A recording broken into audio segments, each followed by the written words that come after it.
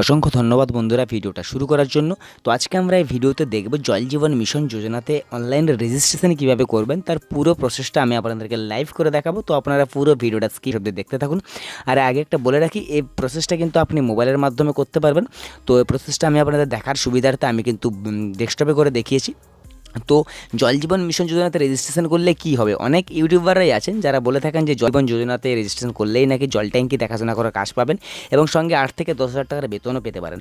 তা কিন্তু একদম নয় যে রেজিস্ট্রেশন করলেই যে চাকরি, তা কিন্তু একদম নয়। তবে আমি এ ব্যাপারে কিন্তু একটু পরে আসছি। তো আগে রেজিস্ট্রেশনটা করবেন কীভাবে সেটা আমি আগে বলে দিই। তো রেজিস্ট্রেশন করার জন্য আপনাকে কী করতে হবে, রেজিস্ট্রেশন করার জন্য আপনাকে এই জলশক্তির যে ওয়েবসাইট আছে, তো এই জলশক্তির ওয়েবসাইটের লিঙ্ক আমি ভিডিও ডিসক্রিপশনে দিয়ে রাখবো, আপনারা গিয়ে ডাইরেক্ট এই পেজটাতে আসতে পারবেন। আর হ্যাঁ, ভিডিওটা শুরু করার আগে একটা অনুরোধ থাকবে, তো যদি ভিডিও ভালো লাগে তো ভিডিওটিকে অবশ্যই লাইক করবেন, শেয়ার করবেন, আর চ্যানেলে প্রথমবার ভিজিট করে চ্যানেলটিকে সাবস্ক্রাইব করে পাশে থাকা বেল আইকনটি প্রেস করবেন। তো দেখুন, আমি চলে এসেছি যে জল জীবন মিশন যোজনা যে রেজিস্ট্রেশন ফর্ম, সেই ফর্মটা কিন্তু আমার কাছে ওপেন হয়ে গেছে। তো এটা লিঙ্ক ভিডিও ডিসক্রিপশনে দিয়ে রাখবো, আপনারা গিয়ে ডাইরেক্ট কিন্তু এই রেজিস্ট্রেশন ফর্মে আসতে পারবেন। তো এখানটা আসার পর দেখুন প্রথম অপশনটা দেখতে পাচ্ছেন ইন্ডিভিজুয়াল আর অর্গানাইজেশন। তো ইন্ডিভিজুয়াল অর্গানাইজেশনের মধ্যে আপনাকে কী করতে হবে, এখানটায় ইন্ডিভিজুয়াল যে অপশানটা রয়েছে সেই ইন্ডিভিজুয়াল অপশানটা কিন্তু আপনাকে এখানটায় সেভ করতে হবে। তো এখানটা দুটো অপশান রয়েছে, আমি আরেকবার দেখিয়ে দিচ্ছি আপনাদেরকে। দেখুন এখানে ইন্ডিভিজুয়াল বা যে অর্গানাইজেশন আছে, তো এখানটা আপনি কী করবেন, ইন্ডিভিজুয়াল অপশানটা রেখে কিন্তু অ্যাপ্লিকেশনটাকে এগিয়ে নিয়ে যাবেন। তো তারপর দেখুন বলা আছে নেম অফ দ্য অ্যাপ্লিক্যান্ট। তো এখানটা দেখুন ইন্ডিভিজুয়াল যে অপশানটা, অর্গানাইজেশন বা কোনো সংস্থা হয়ে থাকলে এখানটা কিন্তু অর্গানাইজেশন হবে, তো ব্যক্তি করে থাকলে ইন্ডিভিজুয়াল করবেন। তো এখানটা দেখুন তারপরে বলা আছে নেম অফ দ্য ইন্ডিভিজুয়াল। তো এখানটা যে ফার্স্ট নেম বলতে এন্টার করতে বলেছে, তো ফার্স্ট নেম নামের প্রথমাংশ কিন্তু আপনাকে এখানে এন্টার করতে হবে। তারপর আপনার যে ছবি একটা আছে, ছবি কিন্তু আপনাকে জেপিজি ফরম্যাটে কিন্তু এখানে আপলোড করতে হবে। ছবিটা এখানে চুজ ফাইল করার পর ক্লিক হেয়ার টু আপলোড যে নিচে অপশানটা দেখতে পাচ্ছেন, সেই ক্লিক হেয়ার টু আপলোড অপশানটাতে আপনি ক্লিক করে দেবেন। তারপর দেখুন এখানে জেন্ডার মেল ফিমেল নাকি আপনার যেটা হবে সেটা আপনার হিসাব মতো আপনি এখানটায় চুজ করে নেবেন। তারপর দেখুন এডুকেশন মানে শিক্ষাগত যোগ্যতা, আপনার শিক্ষাগত যোগ্যতা কতটা, এমপি হলে এমপি আর এইচএস হলে এইচএস আপনি এখানটায় এন্টার করে দেবেন, যে এইচএস পাস বলে বা এমপি পাস আপনার যেটা হবে সেটা আপনি করবেন। তারপর দেখুন অ্যাড্রেসটা এখানে আপনাকে কিন্তু কমপ্লিট অ্যাড্রেসটা এখানটায় লিখতে হবে। তো আপনার অ্যাড্রেসটা আপনি এখানে লিখে দেবেন, আপনার আধার কার্ড অনুযায়ী আপনার অ্যাড্রেসটা এখানে দিয়ে দেবেন।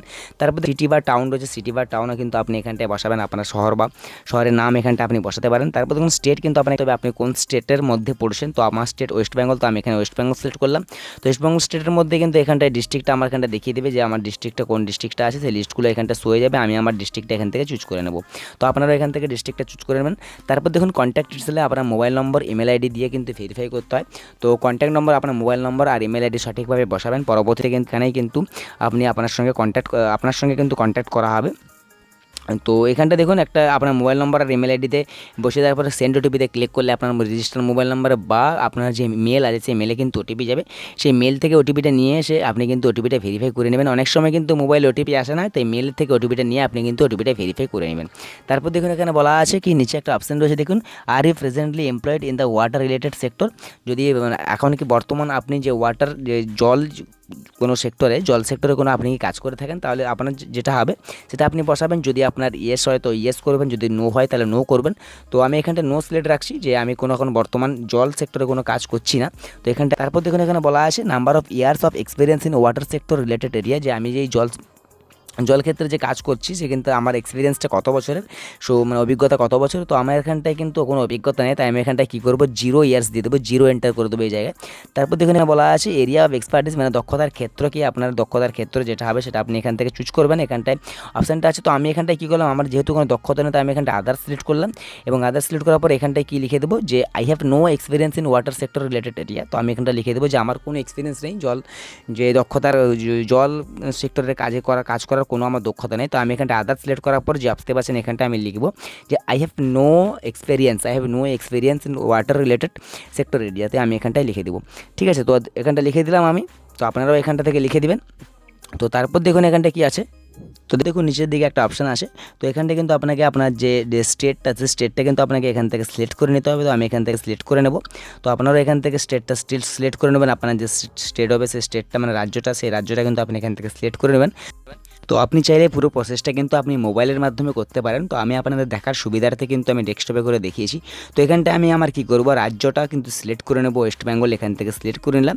তারপর দেখুন এখানটায় কি বলা আছে, তো এখানটায় বলা আছে কি which district and state in India are you active in, মানে আপনি যে আপনার জেলাতে বা কোন কোন রাজ্যতে আপনি অ্যাক্টিভ রয়েছেন সেই জেলাগুলির নাম কিন্তু আপনাকে এখান থেকে সিলেক্ট করতে হবে। তো এখানটায় আমি স্টেটটা সিলেক্ট করলাম, স্টেট সিলেক্ট করার পর কিন্তু এখানটায় আমি কী করব যে রাজ্যগুলো সিলেক্ট করে নেবো। এখানটায় এবার জেলা রাজ্যটা সিলেক্ট করার পর আমি এখানটায় কিন্তু ডিস্ট্রিক্টটা সিলেক্ট করে নেবো। তো ডিস্ট্রিক্ট আমি আমার কাছাকাছি ডিস্ট্রিক্টগুলো সিলেক্ট করে নিচ্ছি যেটাতে আমি যেতে পারবো। তো দেখুন কাছাকাছি এখানটায়, তারপরে কি আছে এখানটা বলা আছে যে describes works in water sector.